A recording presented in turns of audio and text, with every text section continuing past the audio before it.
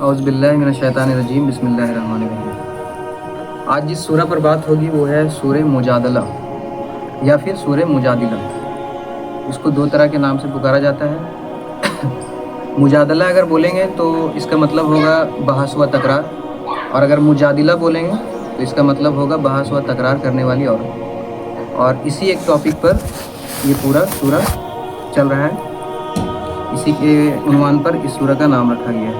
پہلے ہم اس کا تلاوت کر دیتے ہیں، اس کے بعد پورا اس کا شروع سے آخر تک اس کا ڈیفینیشن ہم آپ لوگوں کے سامنے رکھ دیں گے تاکہ بات کلیئر ہو جائے۔ اعوذ باللہ من الشیطان الرجیم، بسم اللہ الرحمن الرحیم۔ قد سمع اللہ قول التي تجادلك في زوجها وتشتكي إلى الله والله يسمع تهاوركما إن الله سميع بصير۔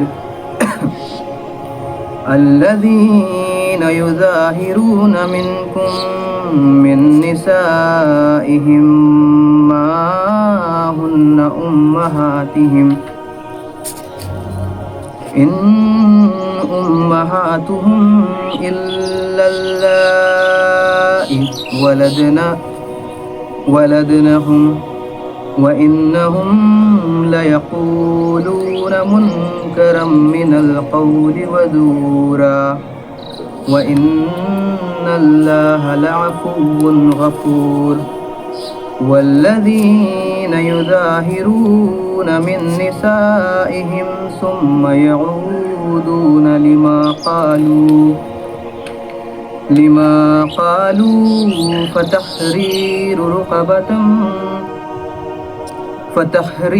رقبة من قبل أن يتماسا ذلكم توعظون به والله بما تعملون خبير۔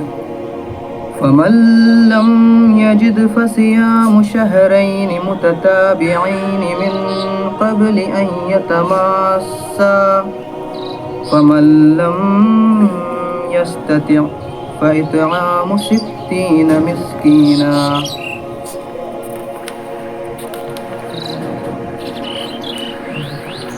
مسكينا ذلك لتؤمنوا بالله ورسوله وتلك حدود الله وللكافرين عذاب أليم۔ إن الذين يحادون الله ورسوله كبتوا كما كبت الذين من قبلهم وقد أنزلنا آيات بينات وللكافرين عذاب مهين۔ يوم يبعثهم الله جميعا فينبئهم بما عملوا أحصاه الله ونسوه والله على كل شيء شهيد۔ صدق اللہ العظیم۔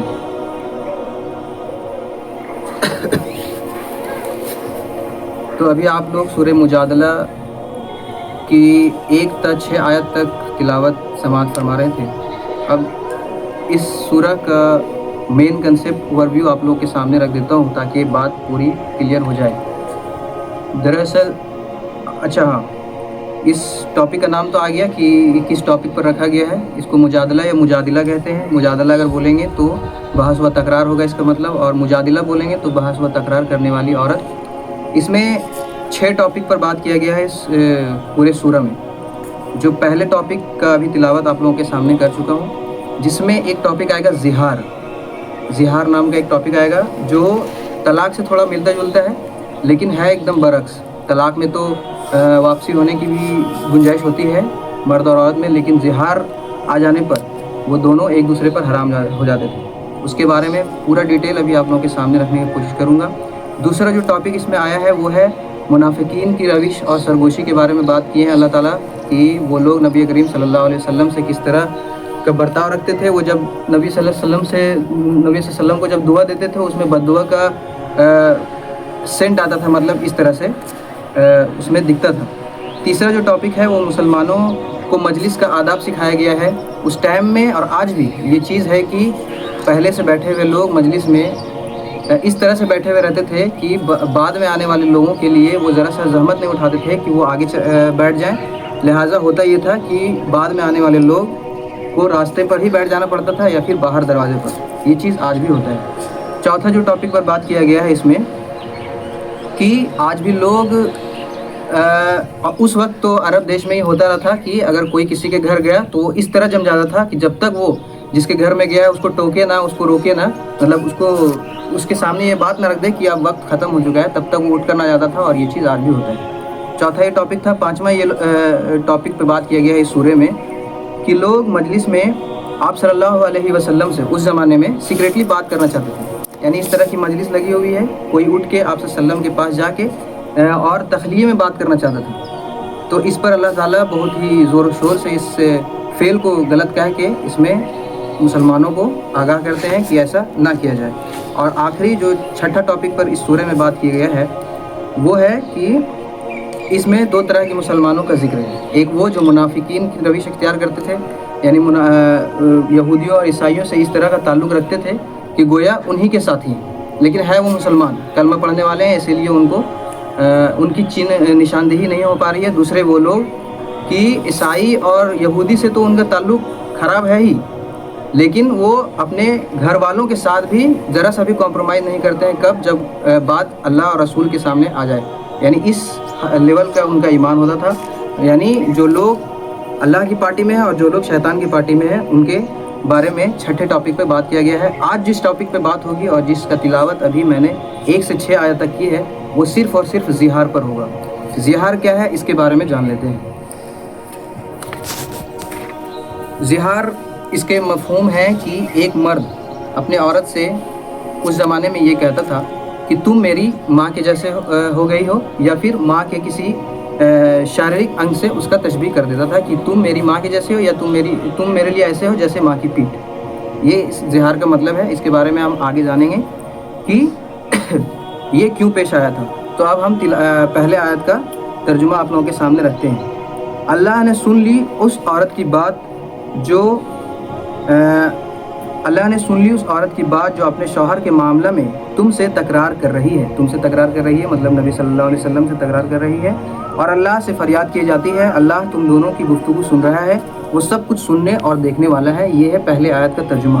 اب ہم بات کرتے ہیں کہ یہ عورت کون ہے اور کس لیے اللہ تعالیٰ کو یہ آیت نازل کرنا پڑ گیا.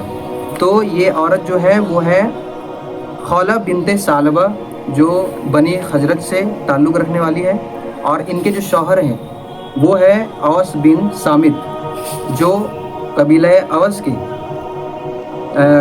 اوس کے سردار حضرت عبادہ بن صامت کے بھائی ہیں. تو ماجرا یہ ہوتا ہے کہ ان کے جو شوہر ہیں اوس بن ثابت وہ چڑچڑے پن کے شکار ہو گئے ہیں. بڑھاپے میں, دیہاتی میں کہا جائے تو سٹیا ہو گئے ہیں, اور غصے میں آ کر یہ کئی بار اپنی بیوی سے زہار کر چکے ہیں. یعنی ان کو یہ بول چکے ہیں کہ تم میرے لیے ایسی ہو جیسے میری ماں. بیسیکلی اگر اس کا ہم نیچے حد تک جائیں تو وہ یہ کہہ دیے کہ اب تم سے میرے لیے مباشرت کرنا ایسا ہو گیا ہے جیسے میں اپنے ماں سے مباشرت کروں. مولانا مودودی ایک دم صاف صاف اپنی کتاب میں لکھتے ہیں. ٹھیک ہے, سمجھ میں آ گئی بات. تو یہ کہہ دیتے ہیں اب اسلام آنے سے پہلے یہ چیز بہت بار ہو چکی تھی.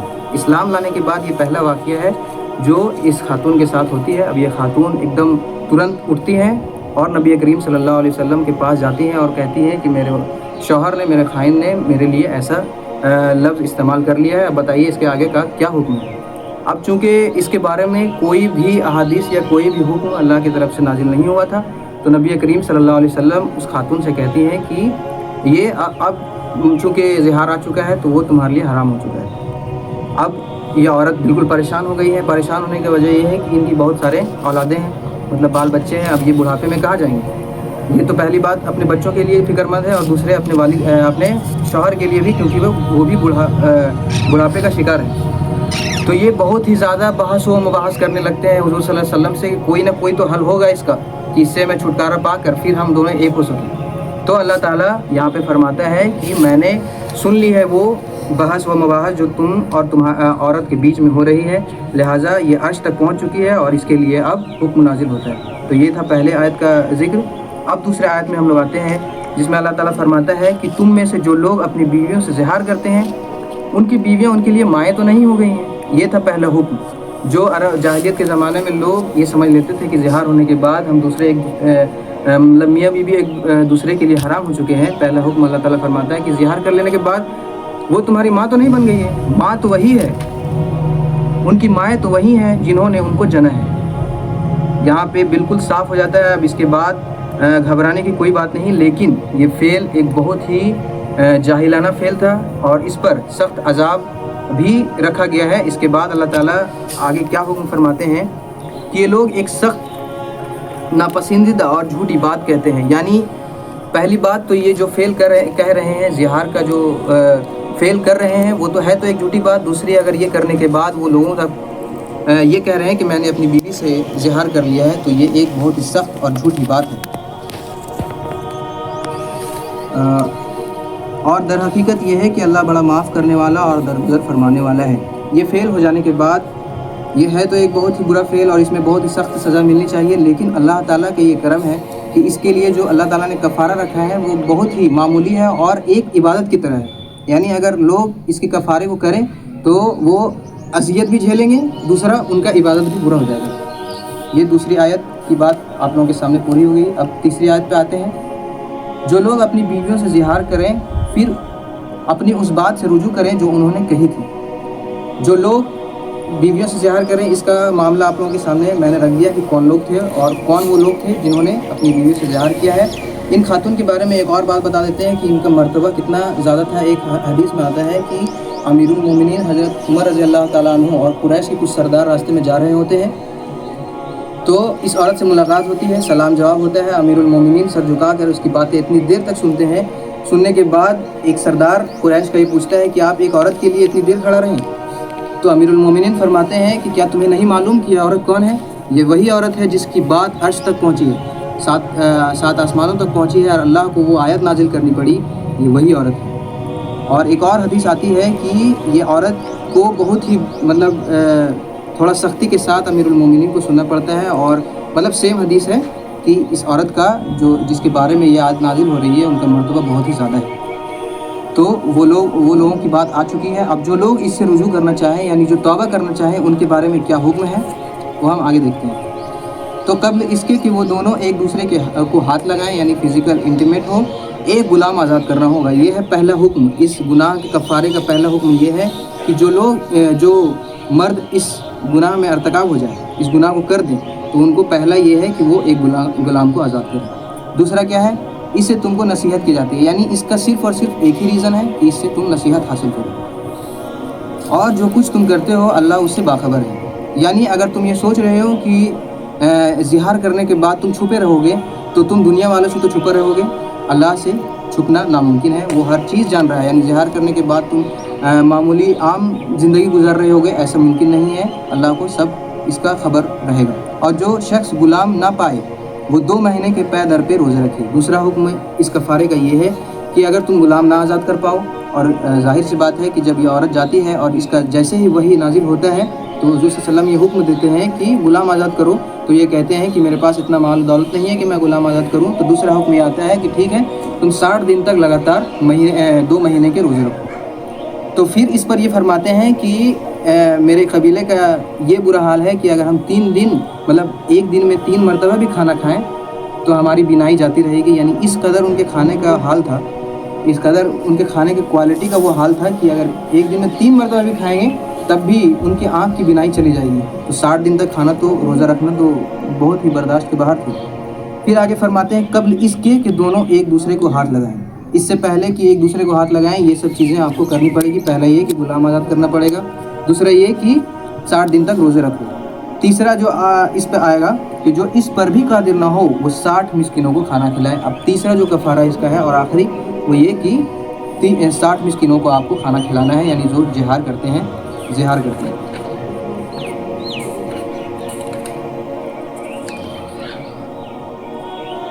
ہاں، اب آگے اللہ تعالیٰ فرماتے ہیں کہ یہ حکم اس لیے دیا جا رہا ہے کہ تم اللہ اور اس کے رسول پر ایمان لاؤ. ظاہر سی بات ہے یہ جو باتیں ہو رہی ہیں وہ کافروں یا مشرکوں سے نہیں ہو رہی ہیں بلکہ مسلمانوں سے ہو رہی ہیں. تو یہاں پہ یہ غلط فہمی نہ ہونی چاہیے کہ وہ ایمان نہیں لائے تھے، بلکہ لائے تھے، وہ ایمان لائے تھے. ان کے ایمان کو اور زیادہ تازہ کرنے کے لیے یہ سب حکم دیے جا رہے ہیں کہ اللہ اور اس کے رسول پر ایمان لاؤ. یعنی اب یہ حکم آ جانے کے بعد تم اس گناہ کے دوبارہ مرتکب نہ ہو جاؤ، اس لیے تم کو اپنے ایمان کو پختہ کر لینا چاہیے. یہ اللہ کی مقرر کی ہوئی حدیں ہیں اور کافروں کے لیے دردناک سزا ہے. ٹھیک ہے، اب آگے آتے ہیں چوتھے آیت میں. جو لوگ اللہ اور اس کے رسول کی مخالفت کرتے ہیں وہ اسی طرح ذلیل و خوار کر دیے جائیں گے جس طرح ان سے پہلے کے لوگ ذلیل و خوار کر دیے جا چکے ہیں. یعنی اب زہار کا جو حکم آ چکا ہے، اب جو لوگ زہار کریں گے ان کا حال ویسا ہی ہوگا جیسے پچھلی امتوں کا ہوا تھا. یعنی پچھلی امتوں کا حال کیا ہوا تھا؟ وہ ذلیل و خوار کر دیے گئے تھے اور ان کے لیے سخت عذاب بھی مہیا کر دیا گیا تھا. ہم نے صاف صاف آیات نازل کر دی ہیں اور کافروں کے لیے ذلت کا عذاب ہے. اس دن یہ ذلت کا عذاب ہونا ہے جب اللہ ان سب کو پھر سے زندہ کر کے اٹھائے گا. یہ سب آیتیں ہیں، مطلب جو متن کا ترجمہ ہو رہا ہے آپ لوگوں کے سامنے. پھر سے زندہ کر کے اٹھائے گا اور انہیں بتائے گا کہ وہ کیا کچھ کر کے آئے ہیں. وہ بھول گئے ہیں مگر اللہ نے ان سب کا کیا دھرا گن گن کر محفوظ کر رکھا ہے اور اللہ ایک ایک چیز پر شاہد ہے. یعنی وہ لوگ جو اب یہ حکم آ جانے کے بعد زہار کریں گے اور عام زندگی گزاریں گے، ان کے لیے تو یہ بڑا معمولی کام ہوگا اور وہ شاید بھول بھی جائیں گے کہ ہم نے ایسا کوئی ایسا برا جاہلانہ فعل کیا ہے. لیکن اللہ کی ڈائری میں، اللہ کے نوٹ میں وہ سب چیزیں لکھی رہیں گی اور وہ وہاں پہ صاف صاف کھلے گا آخرت کے دن میں. تو ہاں، بس یہی ایک ٹاپک پہ آگے آپ کے سامنے بات کی گئی ہے. آگے جو بچے 5 ٹاپکس آنے والے دنوں میں آپ کے سامنے رکھی جائیں گے. اگر اس میں کوئی بھی سوال ہے آپ کے ذہن میں تو آپ بلاجازت کر سکتے ہیں. باقی یہاں پہ یہ ٹاپک مکمل ہوتا ہے. وآخر دعوانا الحمدللہ رب العالمین.